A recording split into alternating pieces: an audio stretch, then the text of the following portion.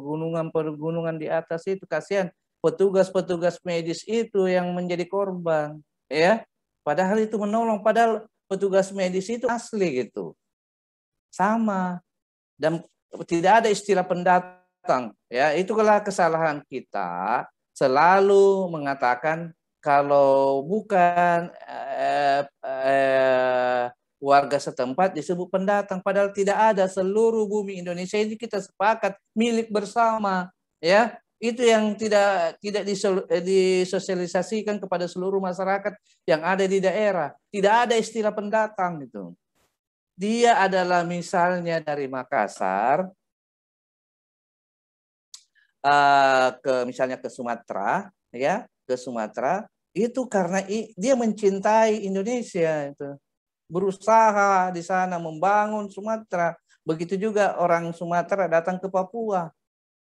Bukan disebut pendatang karena di pikirannya ini ada penduduk asli, ada yang bukan gitu. Padahal kita asli semua warga negara Republik Indonesia. Itu harus disadarkan bangsa ini, ya. Tidak boleh ada perbedaan. Ya, itu kalau budaya itu adalah kekayaan kita. Begitu juga kalau ada budaya di sana, di satu daerah, jangan kita tolak, kita nikmati saja. Jangan kita bawa budaya kita sendiri.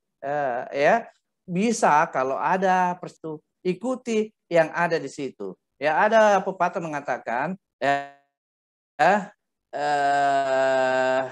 jangan mengembek di kandang macan, ya pasti dimakan gitu. Harus pasti bersuara macan juga, ya. Supaya ini lingkungan, artinya kita pandai-pandai membaca kita berada di daerah mana, karena seluruh daerah di wilayah Indonesia itu adalah wilayah Republik Indonesia, kecuali orang luar negeri misalnya datang ke itu adalah pendatang, ya. Kalau kita lihat sejarah, ya, kita ingat sejarah, siapa sih penduduk asli Republik Indonesia ini? Sebenarnya kata Indonesia itu lebih duluan daripada kata Nusa. Tapi ketika itu diambil alih lagi, itu berdasarkan sejarah, ya. Kata Indonesia itu lebih duluan, ya. Ternyata kata itu sangat mujarab untuk mempersatukan kita. Kata Nusantara itu ya nanti di abad 7 ke depan sampai abad ke-15, perjuangan-perjuangan di kerajaan-kerajaan karena begitu datang penjajah ingin mengambil sesuatu di negeri ini, ya, mengacaukan, ya, timbullah rasa kebersamaan para raja-raja waktu itu. Ya, saya sudah sampaikan apa ini. Assalamualaikum Pak, saya atas nama Yunita tidak bisa join karena apa itu? Apa rasanya tadi itu? Jadi ketua kelas tolong dicatat itu, ya. Yang itu kasihan juga kalau tidak bisa join, ya. Iya Pak. Oke. Makanya saya sebenarnya lebih senang kalau secara luring gitu, ya. Luring untuk sekali-sekali, ya, karena ini juga kita harus taati supaya kita ketemu, kita bisa saling, karena semua tidak ada alasan lagi. Nah, jangan sampai begitu kita luring, alasannya apa? Tidak bisa, tidak ada kendaraan, kempes bawa motor. Wah, itu persoalan baru lagi. Bagaimana kalau tiap hari kempes bawa motor, tidak pernah sampai di kampus gitu. Ya, harus betul-betul punya niat, tekad bahwa kita harus belajar. Ya, kita kembali ke laptop. Disuruh, kasihan memang kita punya apa namanya itu lin ini ternyata ada katanya yang rusak di laut, ya. Itu dari Telkom menyampaikan itu. Jadi itu tadi, ya. Jadi sebenarnya tidak ada penduduk pendatang, tidak ada semua kita ini asli. Begitu kita punya KTP setempat, kita asli sebenarnya, asli setempat.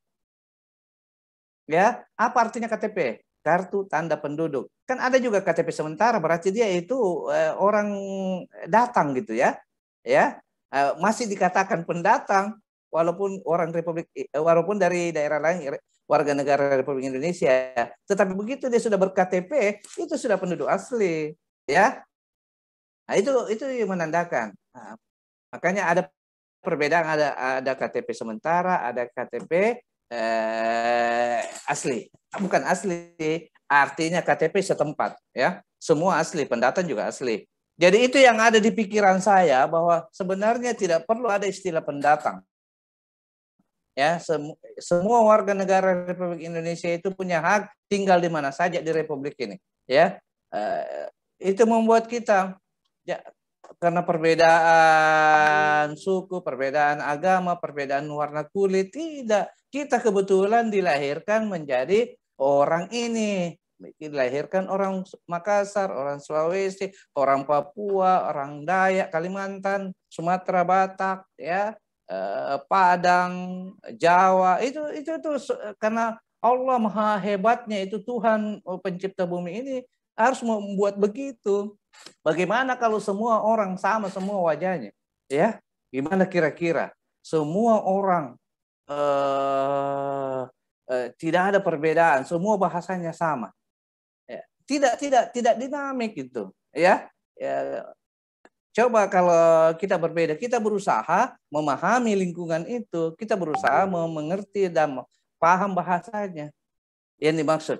Jadi sebenarnya kalau kita belajar tentang kewarganegaraan, peran kita sebagai warga negara harus diutamakan itu. Apa andil kita terhadap bangsa dan negara ini? Karena negara punya kewajiban gitu. Kewajibannya negara mensejahterakan rakyatnya. Siapa yang disebut? Itu adalah pemerintah sebagai pelaku atau peran di situ, ya. Orang-orang yang diberi kewenangan untuk mengurusi rakyatnya itulah pemerintah, ya. Jadi cinta akan tanah air itu, cinta itu penting, ya. Jangan salah artikan, cinta itu penting. Ya. Yang keempat, demokrasi atau kedaulatan. Demokrasi itu ya harus kita saling memahami sebenarnya apa sih itu demokrasi. Kita tidak sama demokrasi di luar. Kita ini ada kesepakatan Bhinneka Tunggal Ika, demokrasi Pancasila namanya. Ya, kita utamakan musyawarah itu. Ya. Itu kalau kita betul-betul konsisten atau kita ikuti apa yang disebut oleh dasar negara kita, ya, Pancasila. Demokrasi kita itu ada, ya. Pertama, demokrasi kita harus mengakui bahwa warga negara Republik Indonesia harus bertuhan. Yang kedua, rasa kemanusiaan itu harus lebih tinggi dan diutamakan. Tiga, persatuan. Keempat, rasa musyawarah. Ya, intinya musyawarah, mufakat itu. Yang kelima, keadilan. Oh, luar biasa sekali kalau kita lakukan ini. Itulah perlu pendalaman disebut kewarganegaraan. Kita tidak mau tahu kewarganegaraan luar, ya. Kita tahu sistem kewarganegaraan Pancasila ini. Makanya antara materi Pancasila itu dengan kewarganegaraan itu erat hubungannya, ya. Kalau Pancasila filosofi dasar negara kita, ya, warga negara, peran warga negara, ya. Demokrasi, ya. Apa sih demokrasi itu? Siapa bisa bantu saya? Silakan. Apa sih demokrasi? Saya, Pak. Sebut namanya. Yusmayani, Pak. Iya, sebut. Silakan. Demokrasi adalah bentuk pemerintah di mana warga negaranya memiliki hak yang sama, pengambilan keputusan yang dapat mengubah hidup mereka. Itu demokrasi, ya. Iya. Ada yang lain? Ada yang lain? Silakan. Ya. Silakan teman yang lain. Karena sekarang belajar itu, ya, ini pembelajaran orang dewasa yang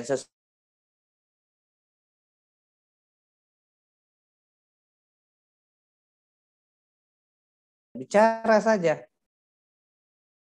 Ya, silakan. Saya, Pak. Ya. Pak. Silakan. Saya, Pak. Ya. Ya.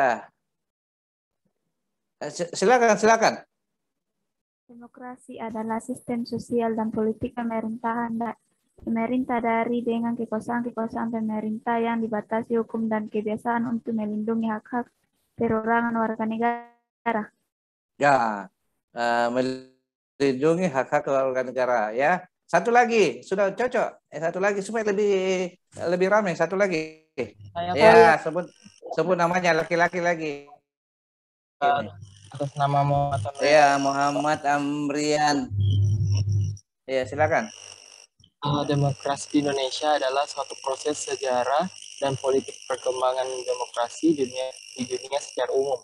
Hingga khususnya di Indonesia, mulai dari pengertian dan konsepsi demokrasi menurut para tokoh dan founding father kemerdekaan Indonesia, terutama Soekarno, Muhammad Hatta, dan Sultan Syahrir.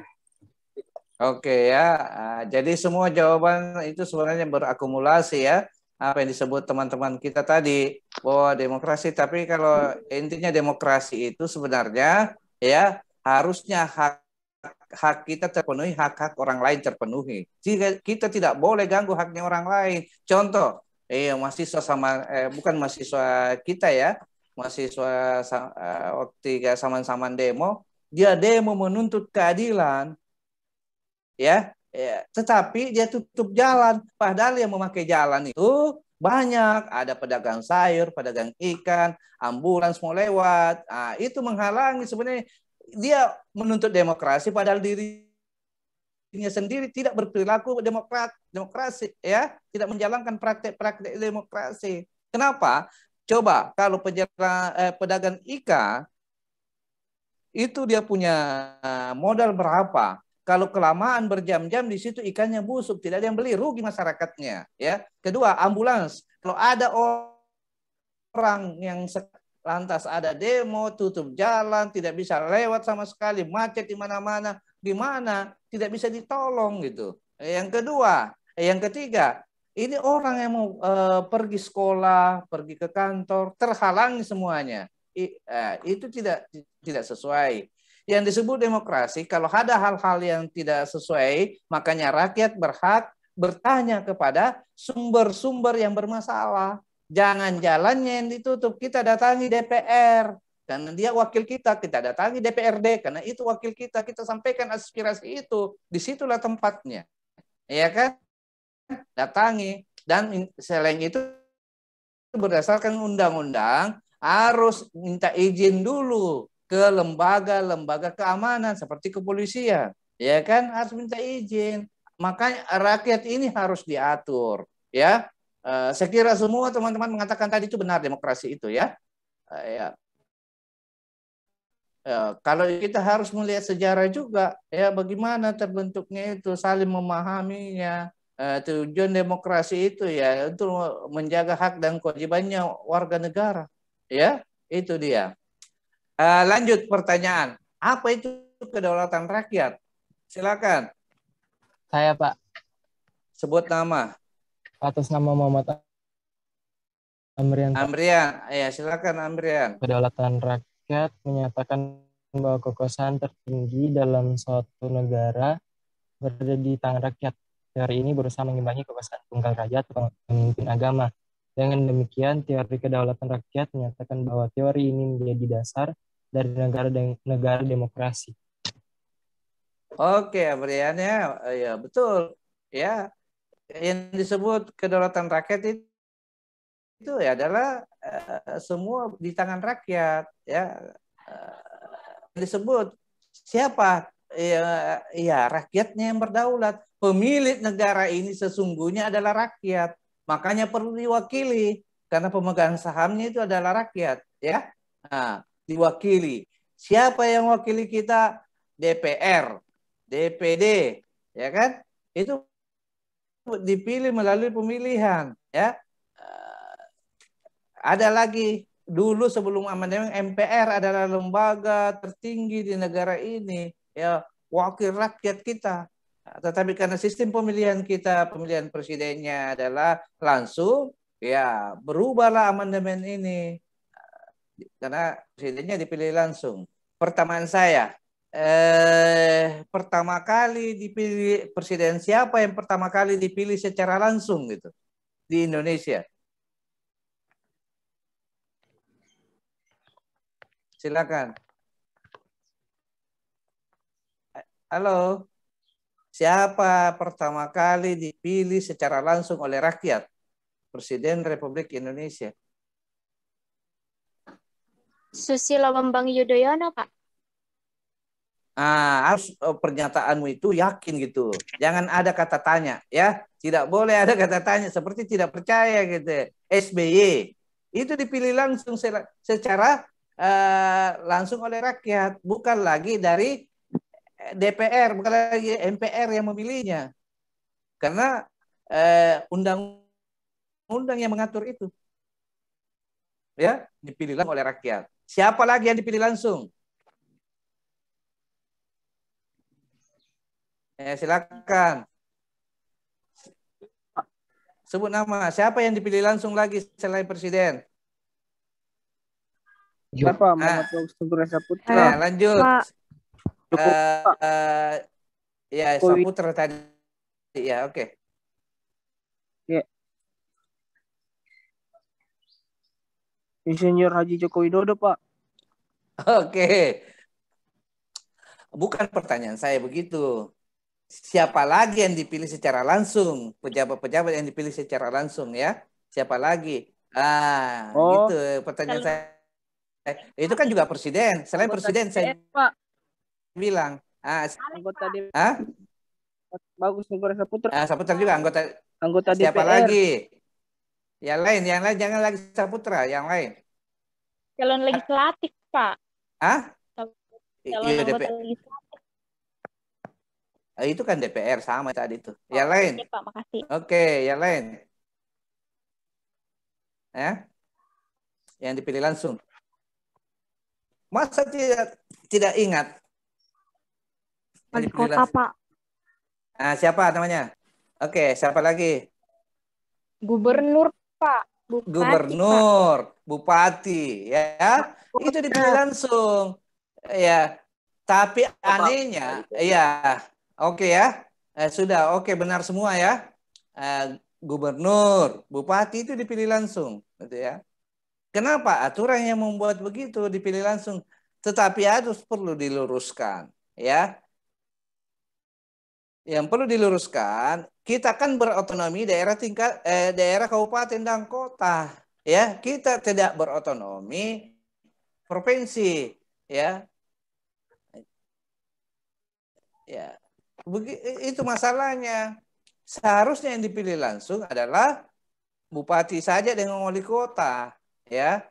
Gubernur seharusnya tidak dipilih oleh langsung karena dia adalah perpanjangan tangan dari pemerintah pusat. Itu ya, perpanjangan dari pemerintah pusat. Karena yang punya penduduk itu adalah kabupaten dan kota, ya. Kalau gubernur itu adalah perpanjangan dari pusat, jadi koordinat sifatnya. Tetapi karena aturan yang membuat begitu, bahwa harus dipilih langsung juga gubernur, ya. Gubernur sebagai kepala daerah juga mengepalai seluruh bupati dan wali kota yang ada di daerah, diatur oleh undang-undang. Itu ya. Idealnya kalau berotonomi ya kabupaten dan kota saja yang dipilih langsung, ya, idealnya. Tetapi aturan yang membuat begitu. Oke ya. Ada pertanyaan?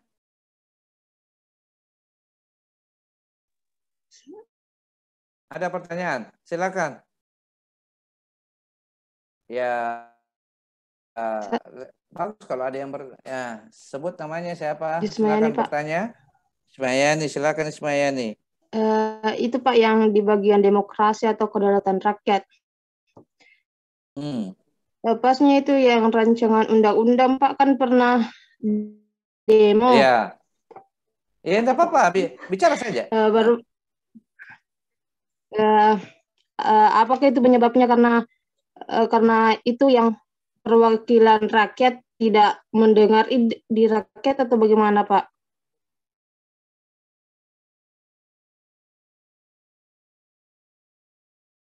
Kan ini demo juga ini ya, bagaimana ini DPR ini tidak mendengarkan rakyat, keinginannya rakyat.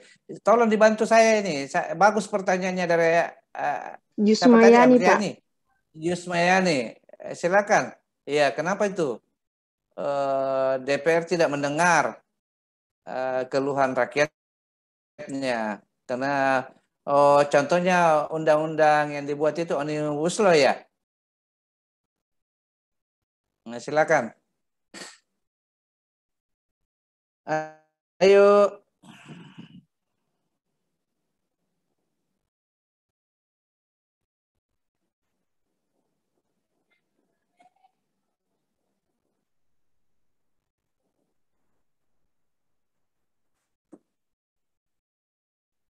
Silakan.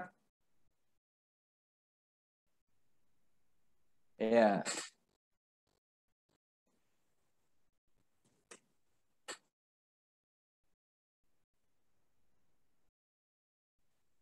Amrian mungkin ada bisa membantu menjawab? Apa tadi pertanyaannya apa? Pertanyaannya itu tadi, kenapa DPR tidak mendengar demonya rakyat atau keresahannya rakyat, ya, tentang pengesahan undang-undang yang tidak sesuai keinginan rakyat. Kenapa DPR begitu? Itu intinya. Rakyat mana dulu yang berdemo itu ya? Silakan.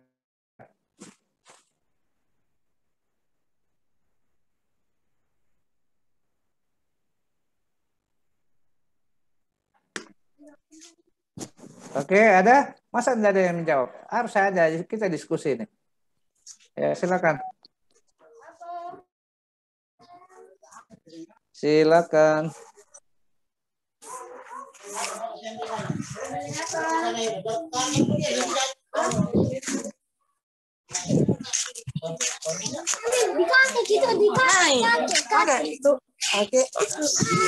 Nur Hadis, suaranya masuk. Nur Hadis. Hadis, masuk suaranya. Nur Hadis, dimutkan. Nur Hadis. Halo. Nur, ya begitu. Oke. Ya, pertanyaan ini bagus ya. Kenapa kadang-kala suara rakyat tidak didengar ya? Inilah peran-peran sebagai perpanjangan tangan dari rakyat. Ya, kita tahu undang-undang diciptakan itu untuk adalah dilaksanakan untuk kepentingan rakyat. Tapi kenyataannya ada undang-undang yang tidak disetujui oleh rakyat. Di demo lah. Iya, kenapa di demo? Karena kurang penjelasan, kurang sosialisasi. Harusnya sosialisasi atau studi kelayakan ketika membuat undang-undang itu harus ada dasarnya gitu ya. Harus DPR menyampaikan kepada rakyat bahwa ini akan dibuat.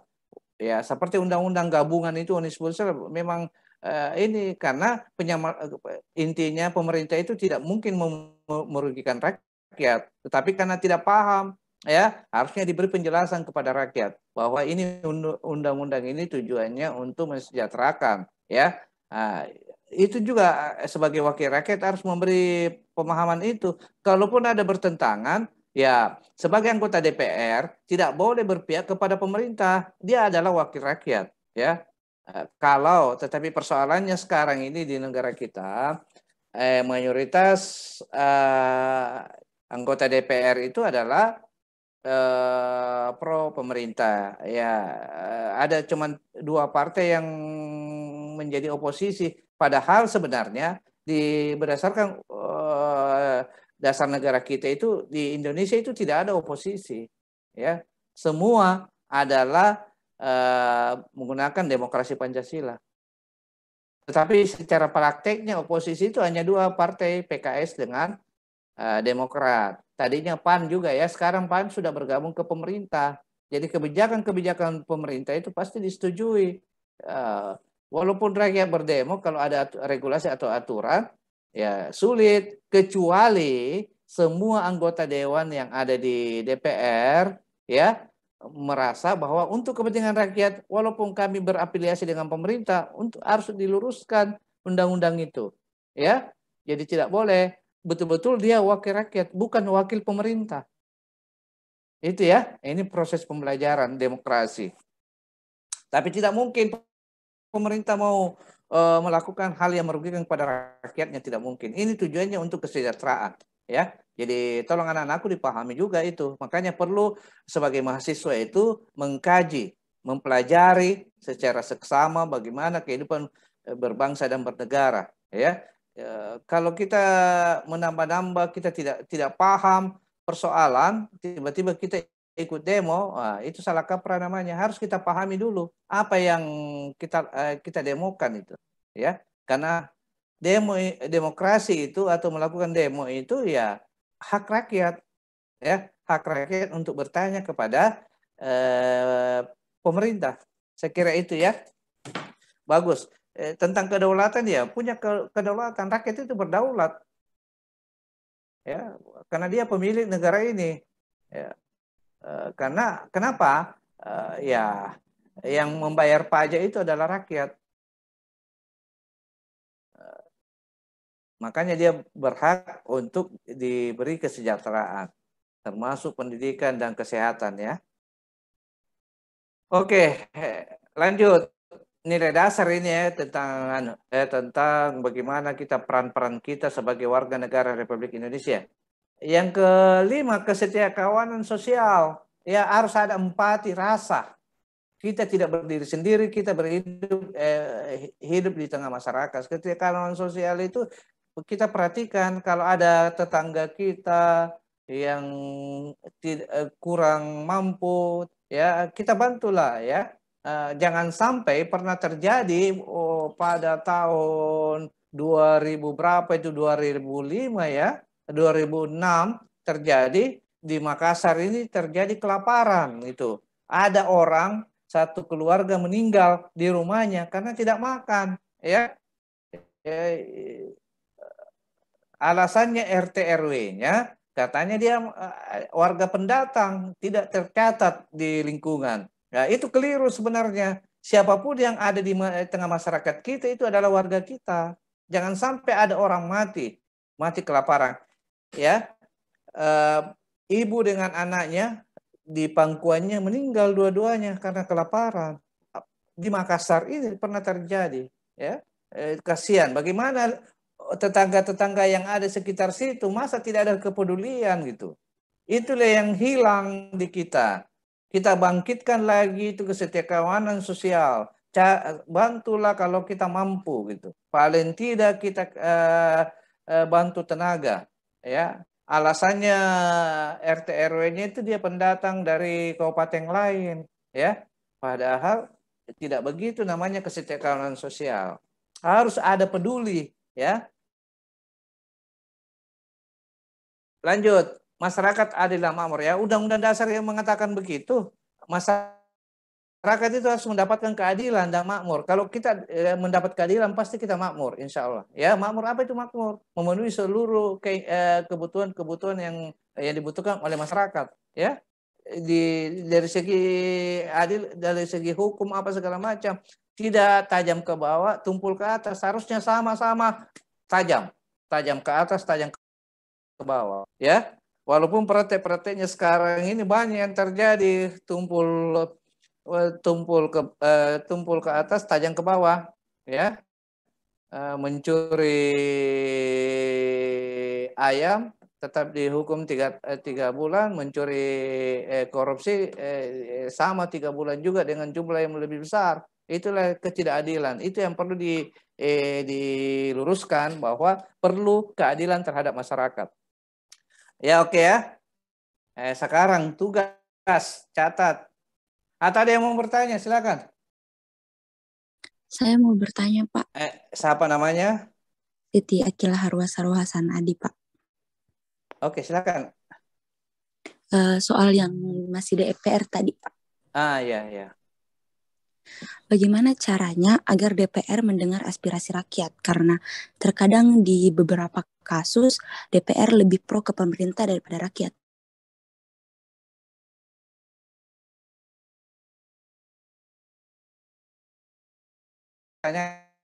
Dari teman kita Akila Hawa Sahwa Asana Adi, ya kan? Itu ya namanya. Silakan. Atas nama Gubernur Esa Putra, Pak. Silakan. Jawab. Menurut saya, Pak, kalau mau dengar aspirasinya warga, anggota DPR harus turun langsung, Pak. Terus dia harus kayak rapat begitu. Oh, begitu. Harus kita memberikan aspirasinya, mendengar aspirasi warga, Pak. Iya. Apalagi anggota DPR itu punya dana aspirasi ya. Iya, Ya, sampai ratusan juta 4 kali dalam setahun dana aspirasi. Ya harus mendengar. Ini pertanyaannya teman kita ini luar biasa bagusnya ya. Kenapa kalau anggota dewan ini berpihak kepada pemerintah, tidak mendengar keluhan rakyat? Itu kasus ya, kasustis. Saya kira tidak juga seperti itu, Akila ya. Yang bertanya tadi Akila ya? Iya, Pak. Iya, Pak. Oh iya, tidak juga begitu. Itu karena kita gunakan kacamata kita sendiri gitu ya. Ada perhitungan-perhitungannya memang ya. Ada pelurusan-pelurusan, tapi ada memang tidak benar. Jangan sampai semua suara rakyat itu dibekukan, disimpan, harus dimunculkan itu ya. Harus ditanya kepada pemerintah masalah apa ini, kenapa bisa ada suara rakyat tidak puas terhadap misalnya pembangunan atau kebijakan yang sangat merugikan rakyat. Ditanyakan misalnya bidang pertanian, bidang perikanan atau perkebunan, ditanyakan ya. Itulah gunanya wakil rakyat. Tetapi karena katanya wakil rakyatnya ini berpihak ya. Nah, harusnya turun apa yang disampaikan teman kita tadi ya, turun ke bawah karena ada dana aspirasi ya. Itulah sebagai amanah anggota dewan itu dibayar gaji tinggi ya. Bahaya sekali di hari kemudian kalau dia tidak amanah ya, dia akan dituntut di hari kemudian, dia tidak bela rakyat. Itu ya, sangat berbahaya. Makanya selalu diingatkan, hati-hati ya sebagai anggota dewan. Makanya solusi yang terbaik, walaupun mereka rata-rata sekarang sudah pendidikannya bagus-bagus, saya bahkan sudah banyak jadi profesor, tapi belajar memahami arti kehidupan rakyat, ya harus turun ke bawah. Saya kira itu Akila ya. Ya tidak boleh juga membabi buta. Kita bela pemerintah, ingatkan pemerintah, bukan bela, ingatkan bahwa ada masalah harus diselesaikan. Saya kira itu tidak boleh juga dimusuhi pemerintah, supaya negara ini berjalan dengan baik. Diingatkan saja. Itu dari segi, misalnya dari kacamata rakyat, ternyata diberi penjelasan, bukan itu maksudnya. Ketika diberi penjelasan, rakyat harus paham. Oh itu, apa dibutuhkan rakyat diberikan. Ya jangan janji-janji saja. Saya kira bagus itu, Akila ya, pertanyaannya tadi. Teman kita juga tadi menjawab, saya kira bagus. Ya harus turun ke bawah, ya harus melihat karena menurut Krisdayanti sebagai anggota Dewan baru itu ya, gajinya itu 16 juta. Tetapi ada tunjangannya sampai 57, jumlahnya sudah luar biasa. Ditambah ada lagi dana aspirasi 400 juta lebih per catur bulan ya, artinya 4 kali harus ke dapilnya ya, dan aspirasi itu besar. Kalau semua anggota dewan itu berarti triliunan uang rakyat digunakan. Ya harusnya dia bekerja dengan baik. Saya kira itu bagus pertanyaannya itu. Saya kira begitu Akila ya. Oke.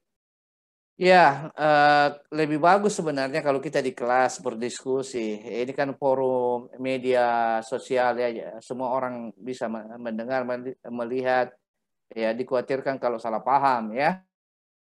Tetapi ini kan forum akademik, tidak ada yang boleh tersinggung. Di sinilah kita berbicara tentang bagaimana merubah dari tidak baik menjadi baik, dari baik menjadi tambah baik. Itu intinya. Ya kita belajar. Karena Anda adalah mahasiswa maha terpelajar. Artinya orang-orang dewasa yang berpikir untuk kebaikan masa depan.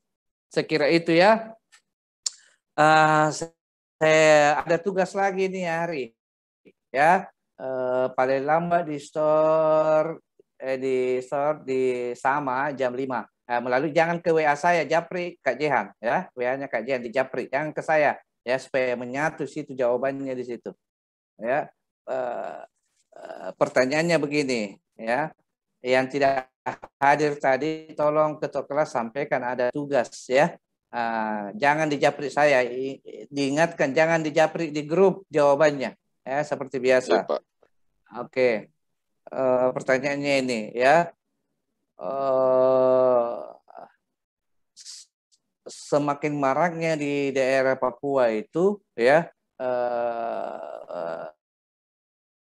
gerakan-gerakan yang sangat merugikan rakyat Papua itu sendiri, ya, di mana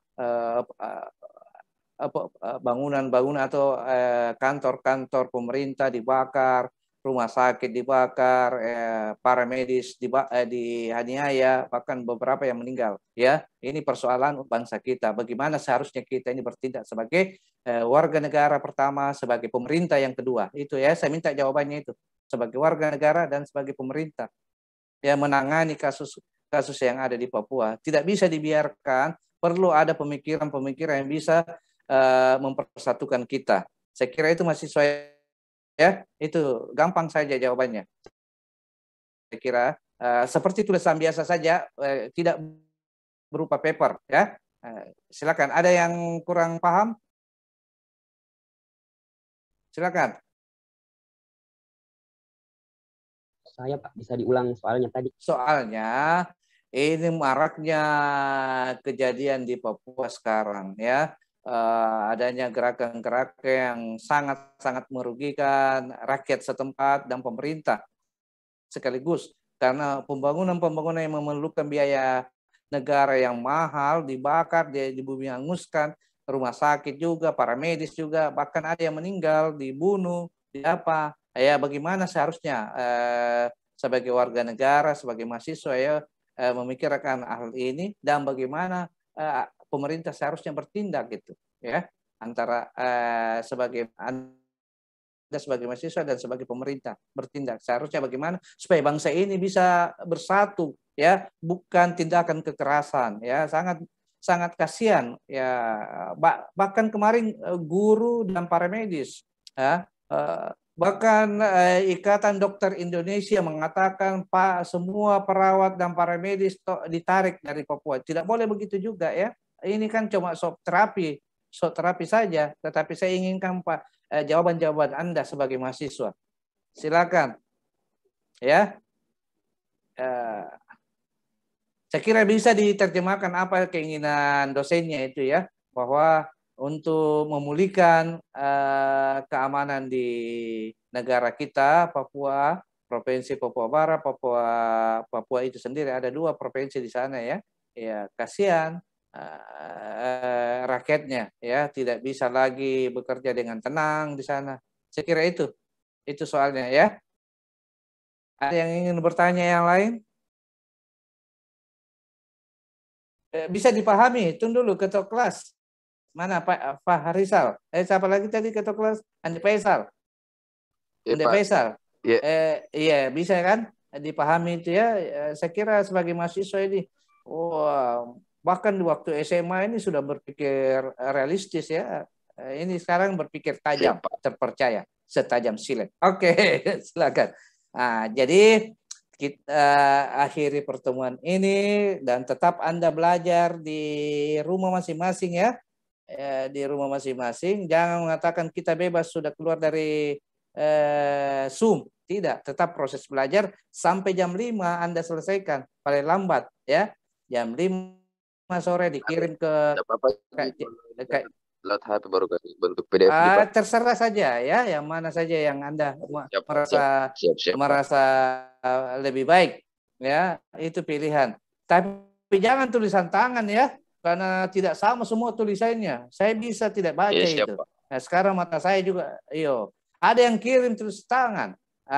Nah, saya ini harus pakai kacamata, ya, sulit saya baca. Oke, kita foto bersama lagi. Sebelum keluar dari Zoom, foto bersama, tayangkan wajahnya masing-masing. Ya. Oke, Ratna.